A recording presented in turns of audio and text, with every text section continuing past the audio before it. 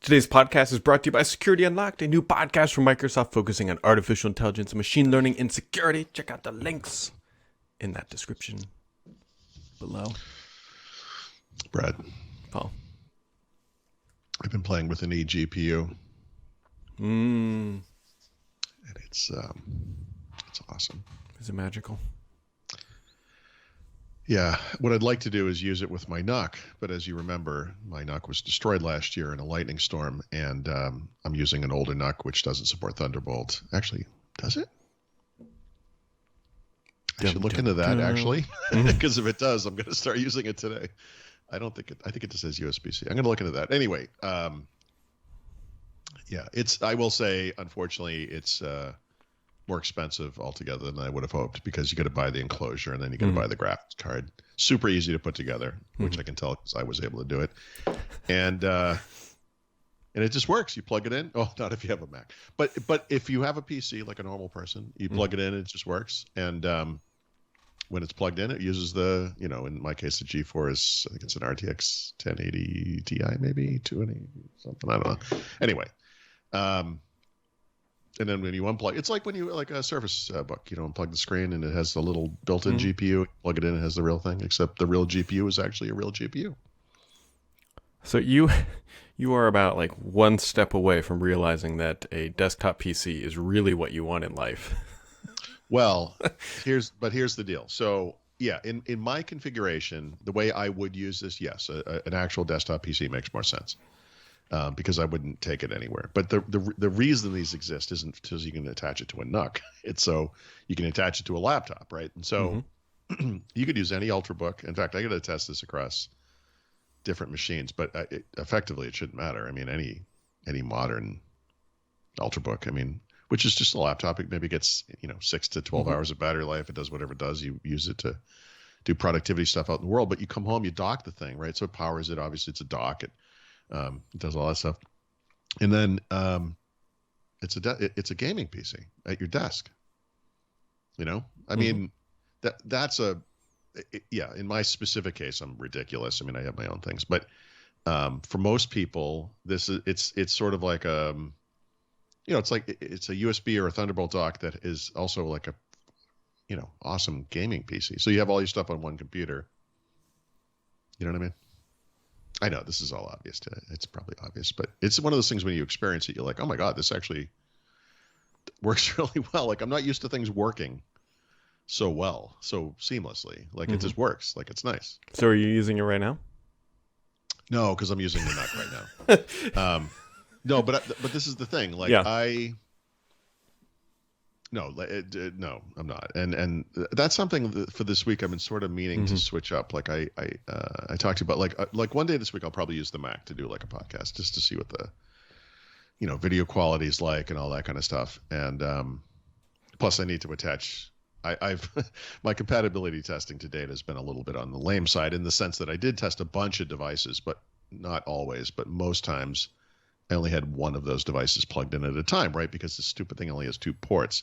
And I didn't want to introduce the level of a specific dock or hub or whatever, because that might be the problem if things didn't work. So my goal was simply to make sure that things worked. But obviously in a real world situation, what you would do is you'd have some kind of a dock or a hub.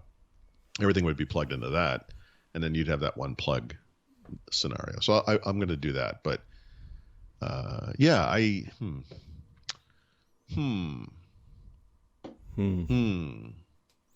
you tried it with a Surface laptop? No, I've been trying it with real computers. No, I can't because it's Thunderbolt. Right. It won't work because they don't support Thunderbolt. Well, yeah, and Microsoft's mad desire to copy Apple as much as possible, they also built in the limitations of the Mac.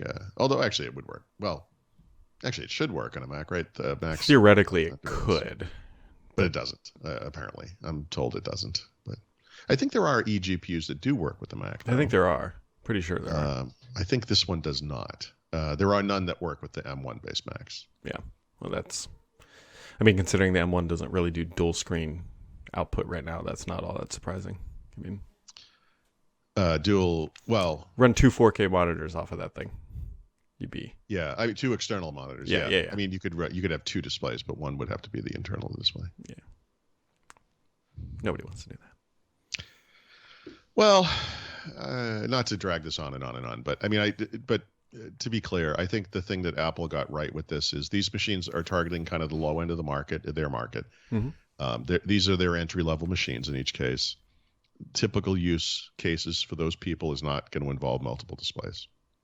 So, honestly, for that audience, we'll call them typical users, I think this limitation is not an issue. It's just not going to be a problem for most people. That said, I have no idea why a 2-port MacBook Pro even exists. I think there should, and that's true whether you're talking Intel or M1. I've never understood that. I feel like the word Pro has a meaning, and you're paying extra money for it, $300 extra, by the way. It should have that. That should be the baseline to me. So I've always thought that. I still think that. I just don't understand having a 2-port MacBook Pro. It just seems weird to me. You know what I don't understand, Paul Thurrott? What's up? Late last week, I was promised up to 17 inches of snow. Mm-hmm. Okay. Should you take a guess at how much snow we actually got? Well, so you've received snow since the last time we talked, I guess. Yeah. Right? So we were told, and I have an image of it. Really, you can't. You got to not take this personally. I am taking it very personally. Meteorology is as imprecise as astrology. Oh, God. Well, that might be a little. Think about it. I said it correctly. Yeah. So yeah, it's obviously science, but it's still right. They always get it wrong. Yes, it goes back to my actually it brings up my favorite conspiracy theory of all time that I firmly believe in, is that the weather people are in cahoots with the grocery store chains, and that they hype up the storm so that you run out and buy all the bread and milk, Paul. They hype it up so you buy all the bread and milk. I don't understand the bread and milk thing. I don't understand. If I'm gonna locked in, I really don't want bread and milk because neither of those last very long. I'm sorry. You're going to further emphasize the fact that we're prisoners now. We're going to eat prisoner food. Yeah, this is the thing. Like growing up, right? You always told prisoners, well, not milk, I guess, but bread and water, right? Yeah. Was the give me the like tomato soups of the world, like in the cans, whatever. Anyways, right. All right, so I'm sorry. We're beating this to death. How much snow did you get? Generously 4 inches. I'm sorry, what? Like 4. Not even kidding. So we got a ton of. It wasn't like freezing rain, because freezing rain falls as rain, hits the ground, then like instantly freezes, and that coats everything. This almost felt like sleet. Like, yes, that's right. So in the middle of the night, I heard the same thing. It was the tick, tick, tick, tick. Yeah, tick we got that for a long, and we no joke got like 2 inches of like sleet on the ground, which was sort of incredible because it felt like you were shoveling sand, and that's what it felt like. Still better than that much ice, because even absolutely, a 1/4 inch of ice on every surface imaginable, like all the wires, all the tree branches. We wouldn't be doing this podcast because I'd have no power. Right, the power would be out, and that's when stuff comes down. And yes, so we avoided the same problem. I woke up in the middle of the night to tick, tick, tick, tick. It was so loud, I thought we put a gate down at the bottom of the stairs, so the dog doesn't come up, because her toenails, she's like tick, tick, tick, tick, And I heard that. I thought, man, did Stephanie not put up the gate or something? I think it sounded like the dog. Yeah. And I was like, oh, that's sleet or ice or whatever, I'm like, oh God, we're going to be destroyed, Yeah. We woke up this morning, and first of all, it's going to be 45 degrees today. It's going to be beautiful. The other thing, 45. I know. I looked at the line. It's going to go back down and up. You know what it is right now? Like 3. 14. Yeah. No, we've had that weather. I mean, we've had days. I've walked, dude, this week. It's been 18. Yeah, but I'm further west than you. Like I should get the beauty before you do. Colorado is further west than me too. They're getting snow. Anyway. Well, they've got Anyway.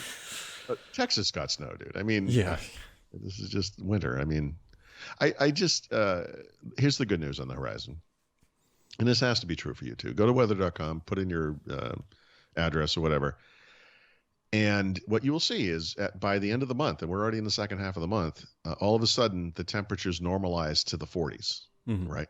And so we've got like over 2 feet of snow out there still. It's kind of compacted down or whatever, and then giant mountains where it's been plowed, but I feel like, it's gonna.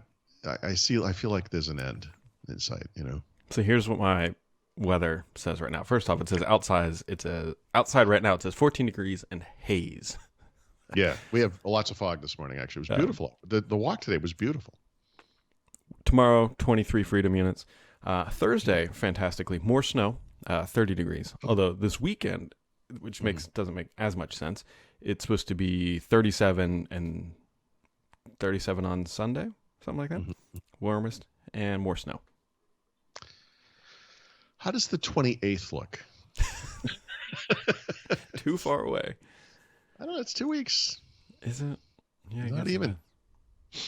The things that aren't too far away are those links down in the description where you can check out the new podcast from my friends over at Microsoft, Nick and Natalia, because they have a new podcast called Security Unlocked where they take a closer look at the latest innovations in threat intelligence, security research, and data science with a special focus on demystifying artificial intelligence and machine learning. On episode 10, you can check out Under the Hood, ensuring firmware integrity, because that is honestly a pretty important topic, and it's quite a deep dive, honestly. You should go check that out with links down in that description.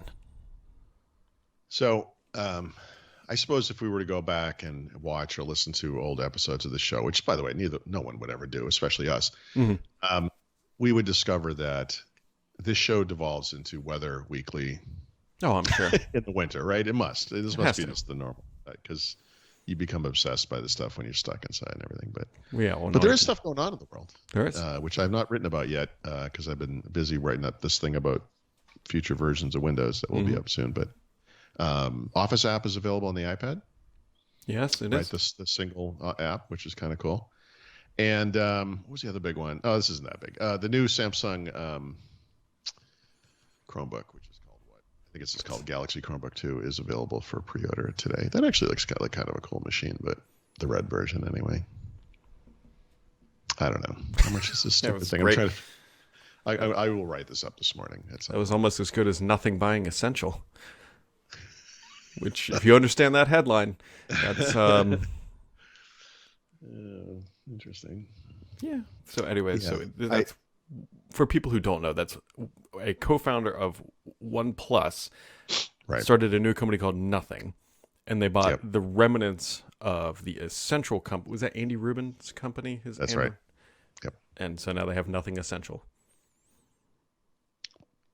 So, by the way, Essential has no assets. The only this company was dissolved a year ago this week, I think. The only asset it has then is its name, the brand, right? So that it's the name Essential plus probably the logo, whatever the logo looked like. I can't even remember it. But why would you want